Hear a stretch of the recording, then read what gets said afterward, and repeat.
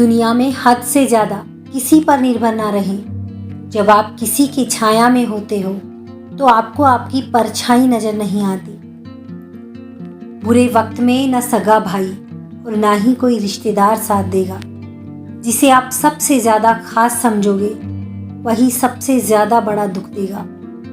गरीब आदमी ज़मीन पर बैठ जाए तो वो जगह उसकी औकात कहलाती है, और अगर कोई धनवान आदमी ज़मीन पर बैठ जाए तो ये उसका बड़प्पन कहलाता है।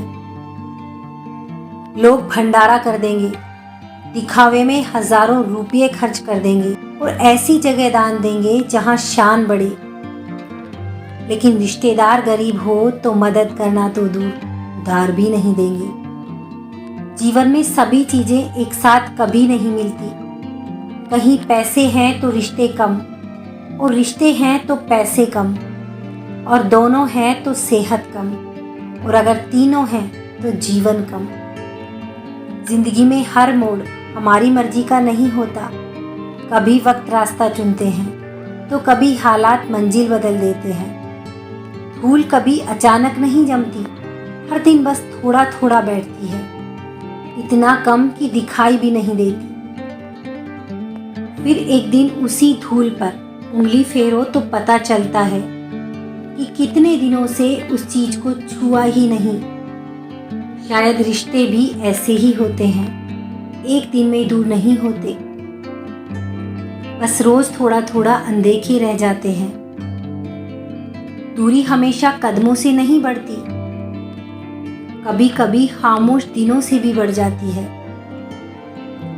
इस मनुष्य के हृदय में सच्ची मानवता हो, उसकी सोच हमेशा यही होगी कि मुझे मिला हुआ दुख किसी को भी न मिले और मुझे मिला हुआ सुख सबको मिले।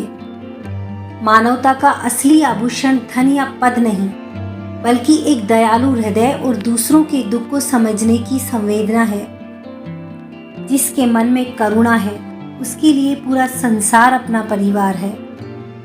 जब तक उम्मीद कायम रहती है तब तक परवाह रहती है, भरोसा रहता है, रिश्ता रहता है।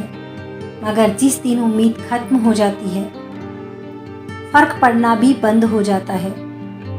फिर चाहे वो उम्मीद तन की हो, मन की हो या फिर धन की हो, सब कुछ इसी एक उम्मीद पर निर्भर करता है।